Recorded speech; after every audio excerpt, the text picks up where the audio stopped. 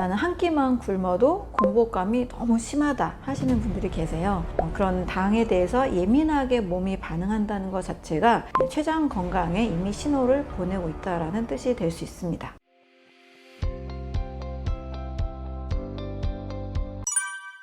자기소개 부탁드립니다. 네, 안녕하세요. 저는 건강한 식사법을 안내하는 완전해독연구소의 류은경입니다. 반갑습니다. 한국인의 삶을 가장 힘들게 하는 질병은 무엇인가요? 우리나라 사람들이 굉장히 많이 질병의 숫자가 늘어나고 있는 부분이 바로 당뇨병입니다. 당뇨와 당뇨 전 단계를 포함하니까 2020년 이후부터 꾸준히 증가해서 약 2200만 정도에 달합니다. 우리 인구의 거의 절반 이상이 이 당 문제로 굉장히 지금 심각한 상황인 거잖아요.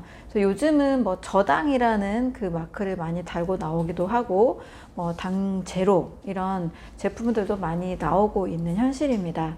이렇게 당 문제로 인해서 우리 몸에 급격하게 혈당 문제, 또 염증 문제, 혈관 문제, 온몸의 신진대사에 많은 문제들이 있기 때문에 당 조절 또 당 문제는 꼭 우리가 반드시 정상으로 회복을 해야 되는 부분입니다. 내 췌장의 건강 상태를 확인할 수 있는 방법이 있을까요? 식사 패턴을 통해서 확인을 할 수가 있는데요. 이런 분들이 계시잖아요. 나는 한 끼만 굶어도 공복감이 너무 심하다 하시는 분들이 계세요. 일단 탄수화물로 인한 그 혈당 조절이 혈당 스파이크가 확 올라갔다가 떨어지는 게 반복이 되다 보니까 한 끼만 굶어도 당 조절이 안 돼서 굉장한 공복감을 느낍니다. 또 식사를 했는데도 금세 또 허기가 지는 분들이 또 계시거든요. 역시 마찬가지입니다.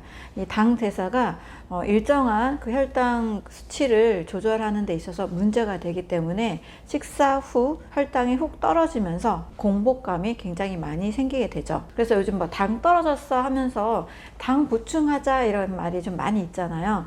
그런 당에 대해서 예민하게 몸이 반응한다는 것 자체가 췌장 건강에 이미 신호를 보내고 있다는 뜻이 될 수 있습니다. 또 무기력증이나 피곤함이 계속되는 증상도 마찬가지예요.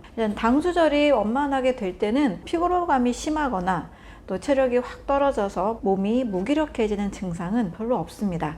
당 조절에 문제가 있다는 신호로 보시면 되겠습니다. 또 우리 몸에서 상처가 났을 때 쉽게 상처가 잘 회복이 안 된다거나 또 쉽게 멍이 든다거나 이런 것들도 역시 당 조절이 안 되거나 췌장 건강에 뭔가 이상 신호를 보내고 있다라고 보시면 되겠습니다.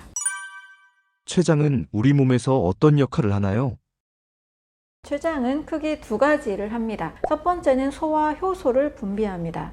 췌장에 샘깔이라는 부분이 있어서 소화 효소를 췌장액을 분비합니다. 이 췌장액 속에는 아밀라제, 프로테아제, 리파아제, 결국 탄수화물, 단백질, 지방 세 가지 에너지원을 분해하는 소화 효소가 있습니다. 우리가 아밀라제 하면 치매에 있는 것만 생각하기 쉬운데요. 역시 췌장에서도 한 번 더 분비가 되고요. 밥을 먹거나 고기를 먹거나 또는 지방 성분이 있는 모든 음식에 있어서 췌장에서 다 소화효소를 만들어내기 때문에 우리가 영양소를 흡수할 수가 있습니다.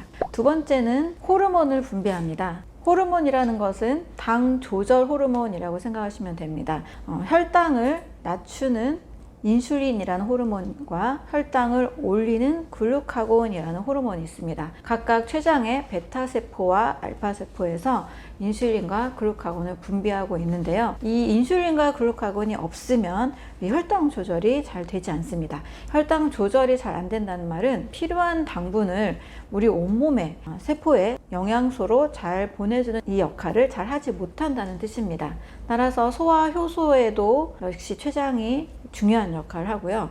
또 혈당을 조절하는 데 있어서도 매우 중요한 역할을 합니다. 식사를 하면 우리가 영양소를 얻고 에너지를 만들려고 하는 것이 중요한 목표가 되잖아요. 이 모든 기능들에 있어서 췌장 건강이 매우 중요한 역할을 하고 있다, 이렇게 보실 수 있습니다. 췌장에 문제가 생기면 어떤 일이 일어날까요?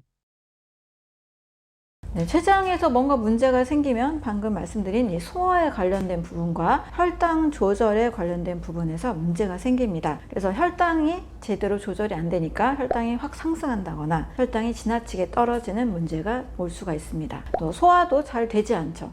췌장이 심각하게 염증이나 암이나 췌장에 문제가 있을 때는 소화효소 분비가 잘 되지 않겠죠. 소화불량에도 문제가 있고, 또 소화가 계속 안 되는 상태가 지속이 되면 일단 입맛도 사라지게 되고 식욕부진으로 옵니다. 먹지 못하니까 체중도 훨씬 떨어지게 되고, 이게 더 심각해지면 황달이 오기도 하고, 또 지방 소화가 안 됐을 때 일어나는 회색 대변이 생기기도 합니다. 또 일단 식사를 하려고 할 때마다 일단 상복부 통증이나 복부 통증이나 등의 통증을 호소하는 분들도 계십니다. 췌장의 위치상 복부와 등까지도 통증을 유발하기 때문에 췌장이 아플 때 일어난 이 증상들을 미리미리 꼭 잘 체크를 하셔야 큰 문제가 없습니다. 식후 과일을 먹으면 안 되는 이유는 무엇인가요? 네, 식후에 과일을 먹게 되면 두 가지 문제가 있는데요. 첫 번째는 가스가 차서 굉장히 불편하게 됩니다. 두 번째는 췌장과 간이 지치게 됩니다. 과일을 왜 식후에 먹으면 나쁠까?